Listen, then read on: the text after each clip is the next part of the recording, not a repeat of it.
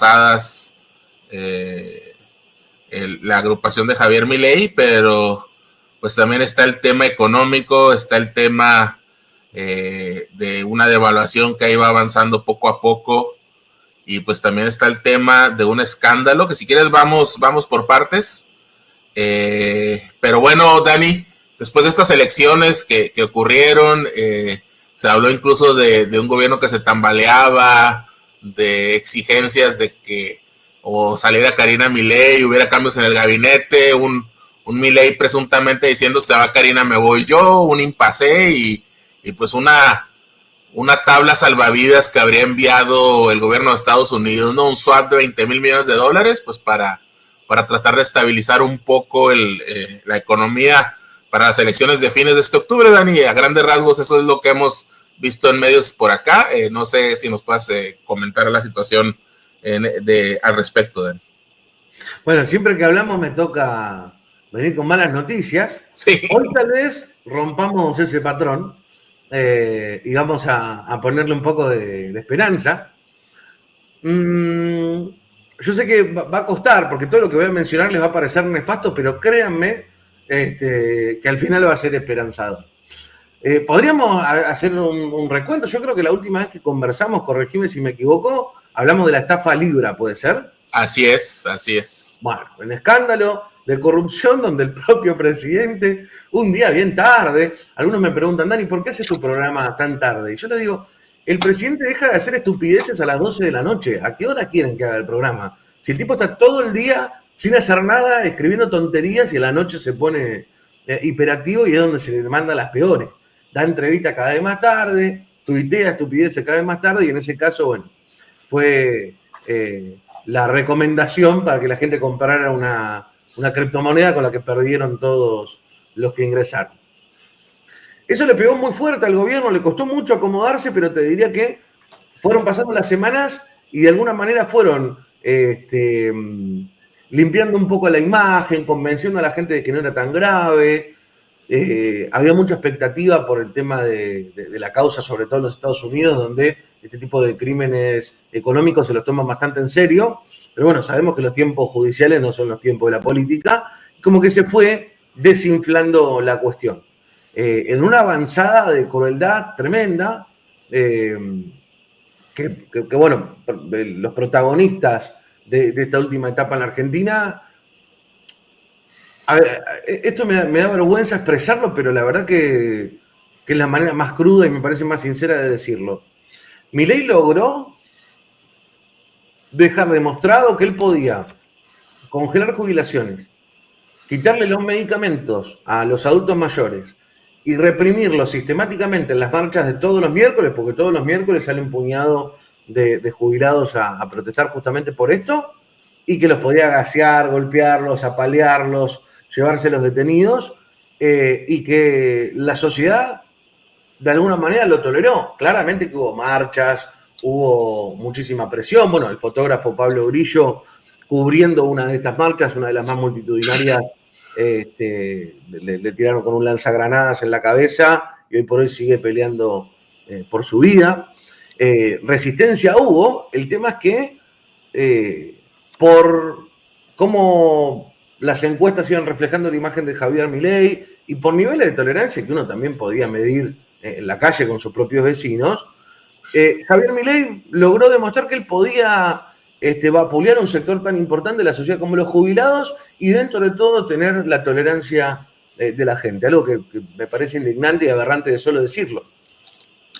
Ahora, esto también termina siendo como el talón de Aquiles del gobierno porque se sintieron tan impunes, sintieron que, a ver, le podemos pegar un bastonazo a un señor de 80 años, sacarle la medicación, o sea, ¿qué cosa más hija de puta podés hacer que eso?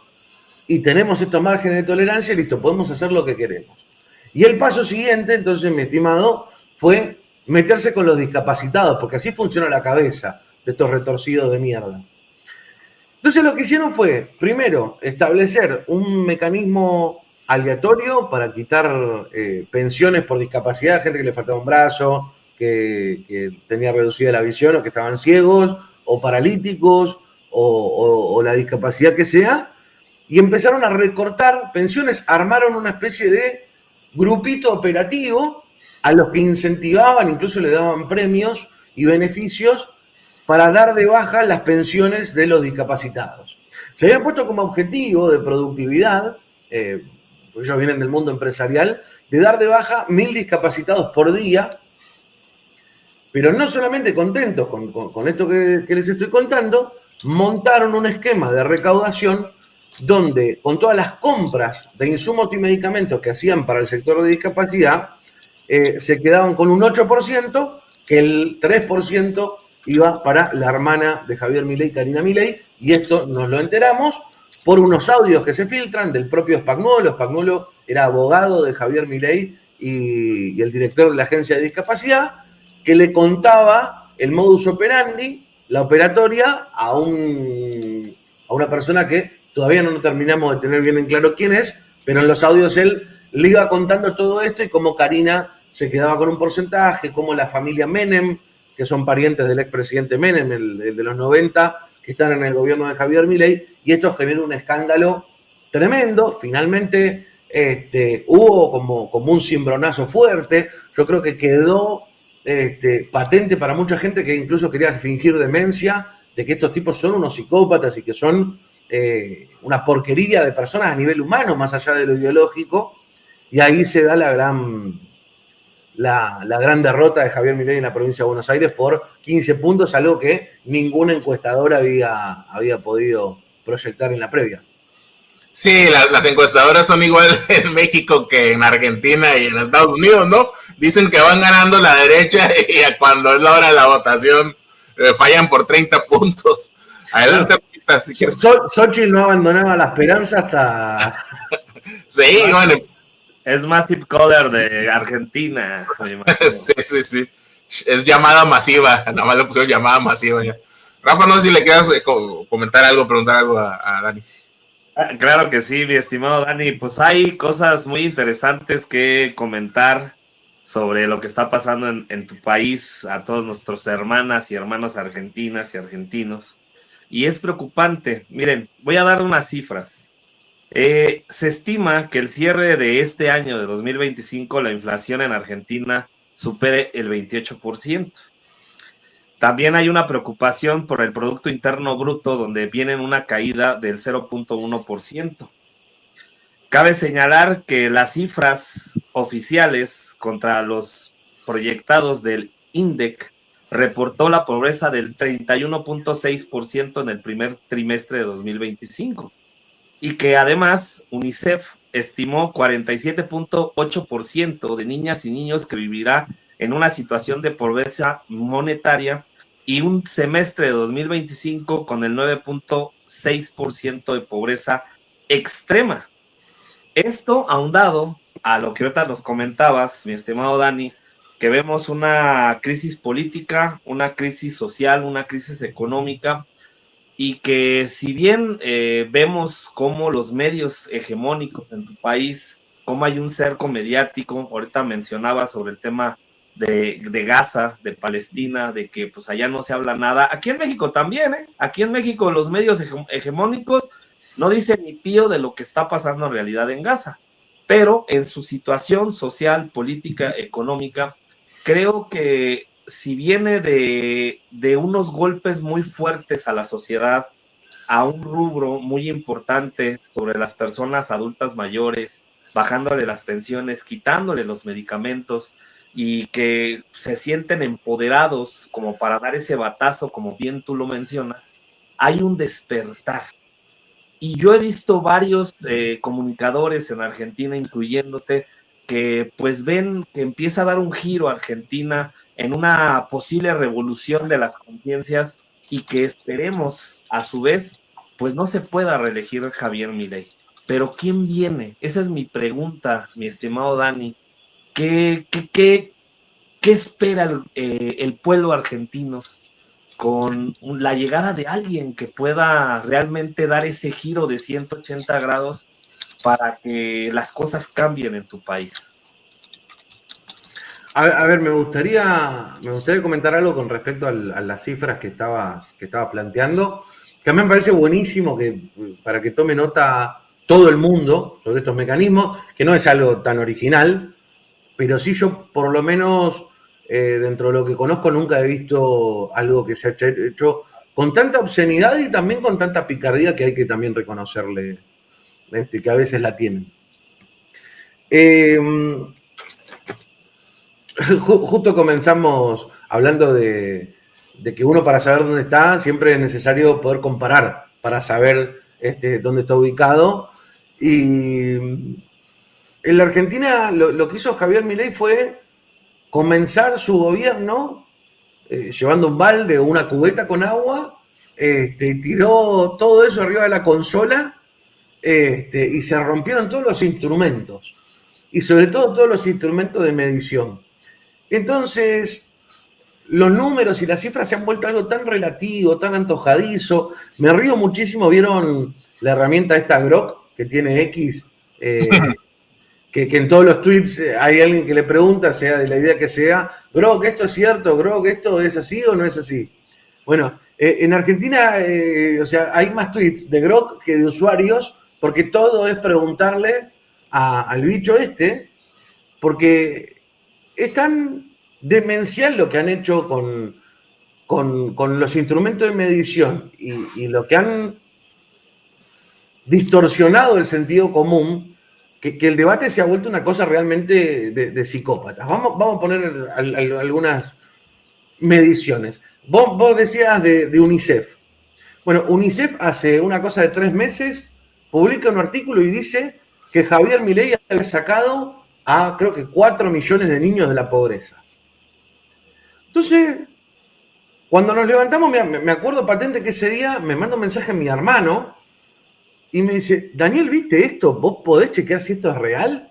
Bueno, veo la nota, voy, me meto en el sitio de UNICEF, evidentemente era cierto, el gobierno saliendo con un bombo a festejar que el modelo de Javier Milei había sacado 4 millones de niños de la pobreza. Y vos decís, a ver, dejaron de enviar alimento a los comedores. Cada vez hay menos empleo. Ni siquiera los datos oficiales registran de verdad la caída del empleo, porque hay un montón de gente que pasó de tener un empleo registrado a manejar un Uber o repartir pizzas en una moto, y eso no se cuenta como desocupación, pero estamos hablando de una pauperización de los ingresos y de los empleos en la Argentina. Entonces decíamos, ¿de dónde sale esta mierda, no? O sea, y además, ¿qué le pasa a UNICEF? Bueno, cuando empezás a hilar fino, ves qué pasó, que me parece que fue algo que, insisto, no es original, pero lo aplicaron de manera muy astuta. Javier Milei, cuando asume, clava una devaluación prácticamente del 100%, básicamente, si el pan te salía $1, por decir, te salía $2. Todo eso trasladado a todos los precios de la economía, eso barrió por debajo de la línea de pobreza a millones de argentinos. Fue una catástrofe. Y tampoco veníamos de una situación buena. Imagínate eso, hacer a la gente el doble de pobre. Entonces, claro, fue tan malo eso, e incluso fue tan hábil porque eso lo hace en sus primeros días de gobierno y se lo achaca al gobierno anterior. Entonces dice, esta es mi herencia. Yo asumí con estos niveles de pobreza, del 50%. Vos recién, ¿cuál era el número que habías dicho, Rafa? ¿30? ¿30 y algo? Era el 47.8%. Bueno, 47.8%. Cuando Milei asume, devalúa, manda el 54% de la población bajo la línea de pobreza y después empieza a corregir no lo que heredó, sino lo que generó él. Entonces él te dice, yo agarré la pobreza en 54 y ahora está en 47, la bajé. Pero no es lo que agarró. Fue la barbaridad que generó y lo que empieza a mejorar son de su carnicería inicial. Entonces, estos niños que sacó de la pobreza Milei, que dice UNICEF, son los niños que primero mandó por debajo de la línea de pobreza y después lo fue acercando a la línea. Entonces, toda la discusión es así de obtusa, de retorcida, de falaz. A propósito, pisaron algunos datos para medir la pobreza justamente en el INDEC, que es el Instituto de Estadísticas y Censos en la Argentina, donde no ponderan el transporte público, el costo de los servicios de luz y electricidad, el precio de los alquileres. Entonces el INDEC refleja una canasta de pobreza que no tiene nada que ver con la vida cotidiana de los argentinos, y justamente se dedicaron a liberar el mercado, donde hubo la mayor suba de precios, en los ítems que el INDEC no pondera. Entonces le dicen, no, mira, nosotros liberamos todo y eso no impactó en la pobreza. ¿Qué no impactó en la pobreza? No lo están midiendo, desgraciado. Entonces, esto imagínate en el debate público lo desgastante, lo conflictivo, porque además de repente te tenías que fumar, que viniera un indecente a decir, no, mirá, UNICEF dice que nosotros sacamos gente de la pobreza, ustedes no lo quieren admitir. Yo decía, bueno, ya está, nos están llevando a una discusión de locos. Además, recordar que este gobierno lo único que hace, porque no han inaugurado una sola escuela, una sola ruta, no creen en la obra pública, o sea, Milei no ha hecho nada desde que es presidente. Yo sé que es difícil dimensionarlo, pero imagínense un presidente que desde que asumió no hizo nunca nada, no inauguró nada, porque él no cree en el Estado. O sea, tenemos un tuitero que nos sale muy caro, que se dedica a viajar por el mundo y decir estupideces e insultar gente en redes sociales, nada más. Entonces, lo que viene a romper con esto, y lo que de repente, creo que los dos mencionaron esto de que hay como una especie de despertar. Todo este entramado de corrupción que directamente atañe a los Milei, terminó siendo que un montón de gente que se aferraba a esos datos sumamente enfermizos, de decir, bueno, vamos a reconciliarlo con la realidad, digan los números que quieran, muestren lo que quieren mostrar, pero la única verdad es la realidad, como decía Perón, abrí la heladera, andá al supermercado y fíjate cómo estás. Otra de las grandes trampas que hicieron fue medir las jubilaciones en dólares. Entonces, es cierto, Milei, midiendo en dólares, aumentó las jubilaciones. Entonces Milei dice, yo tripliqué las jubilaciones en dólares. Y vos decís, puta, ¿es verdad? Si vos pasás lo que cobra un jubilado en dólares con Alberto Fernández y lo que cobra un jubilado en dólares con Javier Milei, es el triple. Ahora, la inflación en dólares que tuvimos fue bestial. Les pongo un ejemplo sencillo. 1 kilo de asado, la carne favorita que tenemos para la parrilla. Con Alberto Fernández 1 kilo de asado estaba a 2.500 pesos. Hoy 1 kilo de asado está a 18.000 pesos. Entonces, los precios en dólares se dispararon al carajo. Y claro, vos triplicaste las jubilaciones en dólares, pero el costo de vida en dólares se disparó de manera sideral. Entonces, todo ha sido así, un gran entramado de mentira y mentira y mentira y mentira que desmarañar. Y bueno, esa burbuja se empieza a romper. Yendo a tu pregunta, me parece que empezamos de a poquito a tener claridad. Si tienen ganas, les cuento y les hago un panorama muy breve de cuáles son las opciones que por lo menos se barajan o que la gente está comentando. Sí, Dani, mira, pero no le levantes falsos a Milei, mira, sí trabaja, ahí tenemos una foto, mira. Dime si no, darle imprimir a ese tweet, pues fue mucho trabajo, ¿no? Pero bueno, mira. Es muy importante lo que dice Dani, porque fíjense cómo la manipulación de los medios, y ahorita con estas cifras que están sacando ciertas instituciones en Argentina, que no van acorde a la realidad y a lo que realmente está pasando en Argentina. Y eso es lo que hay que poner énfasis y entrar de fondo a lo que está pasando, porque hay, como dice él, mucha manipulación, mucha desinformación, como lo aquí decimos de fake news, infodemia, ¿no? Perdón, mi estimado man. No, yo lo vi porque ya ves que como bien señalaste ahorita, Dani, ya se la pasa yendo a podcast, Milei, ¿no? Va a podcast a las 11 de la noche y habla 3 horas así como medio dopado, así como durmiéndose. Y sí creo que lo llegué a oír decir que bajó 10, 11 millones de pobres. Y yo, cabrón, o sea, con una tercera parte de la población de México ya tuvo más, o sea, bajó más pobres que AMLO, Milei. O sea, yo dije, no, pues hay que darle un premio, ¿no? O sea, wow.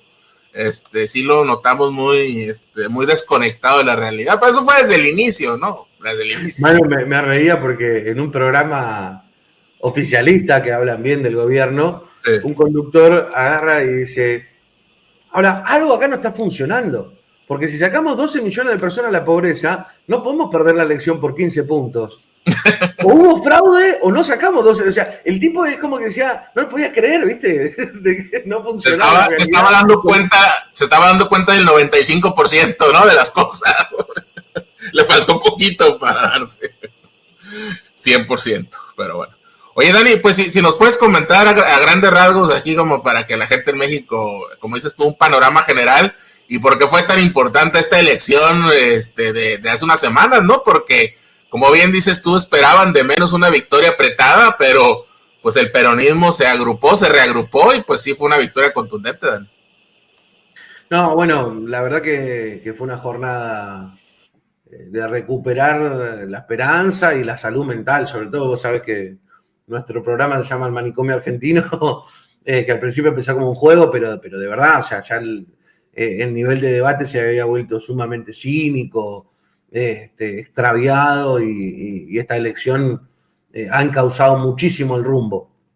La gente se cansó no solamente de que la está pasando mal, de que no hay empleo, de que los salarios que te ofrecen son todos salarios que están pero lejísimos del margen o de la línea de pobreza. Nos quieren acostumbrar a tener un trabajo semi-esclavo, a trabajar para duras penas poder comer. O sea, no tiene sentido el nivel de los salarios con el costo de vida y con esta trampa de liquidar millones y millones de dólares encima prestados, porque además hay un proceso de endeudamiento que es brutal. Que esto es otra cosa que es demencial. Javier Milei le pidió, hizo un blanqueo primero, dando una amnistía, vengan todos los delincuentes, todos los evasores, todos los narcotraficantes a blanquear su dinero, que no le van a preguntar de dónde sale. Después va y le pide 20.000 millones de dólares al fondo. Ahora van y le piden esto al Tesoro y el tipo pide. O sea, se están endeudando de una manera bestial. Pero eso ni siquiera genera un pequeño bienestar para la gente. O sea, es simplemente contener los precios de manera artificial con salarios de miseria, porque, o sea, el gobierno anterior se fue con 200 puntos de inflación, que es una locura anual, y Javier Milei, claro, lo lleva al 30, y Milei dice, pero soy un genio. El gobierno anterior tenía se fue con un 200% de inflación anual, y nosotros lo logramos domar, así dicen, logramos domar la inflación. Claro, pero con una recesión de aquellas y quemándote 40.000 millones de dólares en el mercado para que justamente no tensionen con el tipo de cambio. O sea, esta fiestita que no la está disfrutando nadie, la vamos a estar pagando durante décadas. Entonces, nada, yo creo que la elección fue un cachetazo que el gobierno no se esperaba. 15 puntos. Es una cosa indescontable incluso, y ahora el 26 se vienen las elecciones a nivel nacional. Estas fueron solo de la provincia de Buenos Aires, elegimos legisladores provinciales, ahora se vienen las nacionales donde se vota en todo el país también legisladores. Seguramente no sea tan aplastante la derrota del gobierno, porque bueno, ahí se juegan distritos con una vocación de colonia y con un odio visceral a lo popular, donde ya se empiezan a jugar otro tipo de cosas. La provincia de Buenos Aires es una provincia muy popular, donde vivimos más o menos el 40% de los argentinos. Pero bueno, el panorama está así. Milei se ha quedado una vez más sin dólares. Por eso sale desesperado a buscar el tuit de Papa Trump. Ahora, la cosa no la tienen fácil porque Scott Bessent, el ministro de Economía de los Yankees, dijo que la ayuda vendría después de la elección. Entonces fue un anuncio como para generar tranquilidad en los mercados, para que si había una corrida cambiaria en puerta se aplacara. Pero hoy Javier Milei, de acá hasta el 26 de octubre, tiene la espada en el cuello, jornada cambiaria tras jornada cambiaria. Vamos a ver lo que pasa de acá de cara a octubre. Y en ese contexto estalla, por si fuera poco, el escándalo de José Luis Espert, que vos recién lo mostraste en la foto, que justamente el candidato que pone el partido de Javier Milei para representarlos en la provincia de Buenos Aires es este hombre con escandalosos vínculos con el narcotráfico. Es algo que ya se sabe de hace tiempo, incluso cuando lo eligen como candidato, yo decía, pero a este tipo que tiene un prontuario narco de aquello lo van a poner como candidato, y esto se suma que justamente al narcotraficante que terminan atrapando en los Estados Unidos, pues esta no es una causa de la justicia argentina, esto se tramita en los Estados Unidos, en la propia causa surge el dato de que Fred Machado, que es el nombre de este narcotraficante, le transfirió $200.000 directamente a José Luis Espert, el candidato de Javier Milei. Esto es una noticia de las últimas horas y está allá acá en la Argentina, donde si las coimas del 3%, si los sobornos, si meterse con los discapacitados, si meterse con los jubilados, si lo que cobraba Karina Milei para conseguirle negocios ilegales al hermano, se suma ahora el entramado narco de José Luis Espert, que encima va a la televisión y cuando le preguntan, ¿usted no puede decir taxativamente que no recibió dinero del narcotraficante Fred Machado? Y Espert contesta, yo no me voy a prestar a este juego. No, pero candidato, por favor, conteste, no. ¿Usted recibió, sí o no, $200.000? A mí no me van a correr con eso. Bueno, el tipo pasaron ya unas 72 horas de que esto se está hablando en los medios y el tipo todavía no pudo una sola vez desmentir que recibió $200.000 de un narcotraficante en televisión. Entonces, a la hora de proyectar, a la hora de hacer análisis, no le digo a mediano plazo, de análisis de acá a la semana que viene, es muy difícil porque esto es todos los días un escándalo nuevo. Sí, Dani, no respondió. Ahí, si puedes poner la foto de Espert para tocar ese tema, es el que no es Trump, Marvel, la foto. Sí, no respondió taxativamente, pero respondió laxativamente, ¿no? Porque ahí está este señor. No solo recibió esos $200.000, sino que aquí en México han sido escándalos también similares, ¿no? Que un narco desinteresadamente, digamos, notas el sarcasmo, te presta un helicóptero para que viajes y hagas tus viajes y campaña y todo, ¿no? Que bueno, eso además, te debe... Mirá esa carita. Y con la gorra esta de las fuerzas del cielo, ¿no? El MAGA argentino, ¿no? O sea, bueno, adelante, Rafita. No, yo creo que es importante lo que dice Dani porque nos va dando el panorama de lo que realmente está pasando allá. Y vemos una y otra vez cómo pues Javier Milei pues no está cumpliendo con lo que fue su mandato.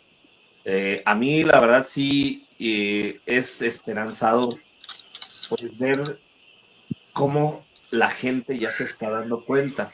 Ahora lo que yo le quería preguntar, porque si bien en Buenos Aires se gana, está polarizado, o sea, tú sí ves una polarización, porque aquí en México así lo ve la derecha y dicen, hay una polarización, ¿no? Cuando vemos una aceptación aquí en México de nuestra presidenta de un 78-80%, porque allá en Argentina pues vemos como por más que quieren cucharear y están haciendo encuestas pagadas como Massive Caller aquí en México, pues la gente sigue en un despertar y poco a poco se va haciendo una revolución de las conciencias con el trabajo de muchos comunicadores independientes alternativos como tú. Y a mí, yo sí te quiero preguntar, o sea, ¿sí ves una polarización, sí ves muy dividido al país? Y otra pregunta, tú como comunicador, ¿has recibido presiones del gobierno? ¿Te han amenazado? ¿Te han hecho? Porque aquí en México ya nos ha pasado, incluyéndome a tu servidor, donde hemos estado amenazados cuando estábamos en Sin Censura.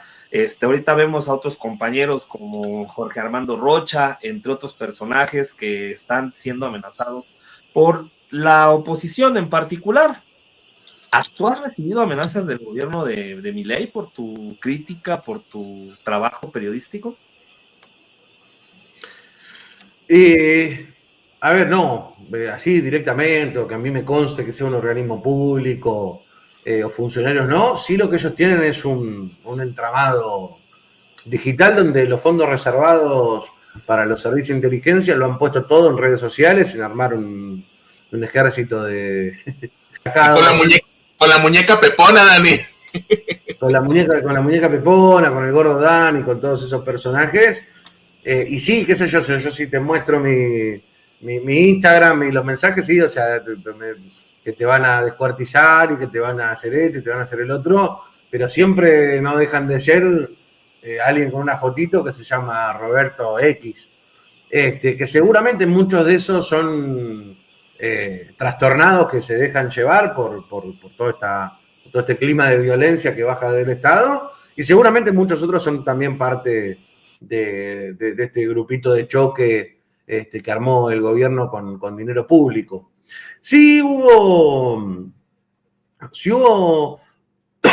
muchos intentos para tratar de desprestigiar o querer convencer a la gente de que uno lo que hace lo hace por dinero, por intereses personales, y la verdad que ha sido algo muy divertido ir desmintiendo todas las estupideces que decían. Yo, por ejemplo, no cobro ninguna pauta ni ninguna publicidad de la provincia de Buenos Aires, donde está el gobernador Axel Kicillof, que no tendría nada malo si lo hiciera, pero la verdad que no es el caso.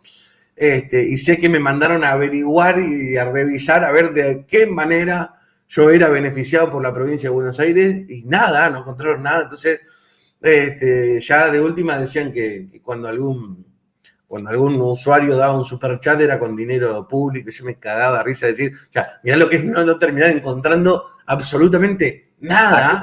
Aquí también salieron con eso, aquí también nos hicieron eso. ¿Así?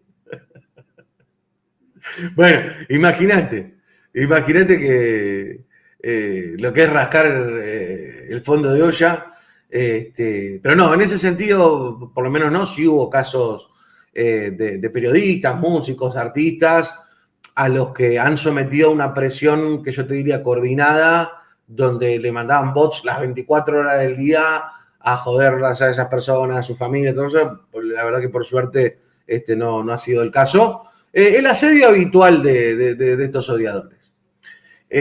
Ahora, me habías hecho otra pregunta al principio, Rafa. Sí, sobre si hay una polarización, o sea, tú sí ves... Sí, sin duda, esto es real.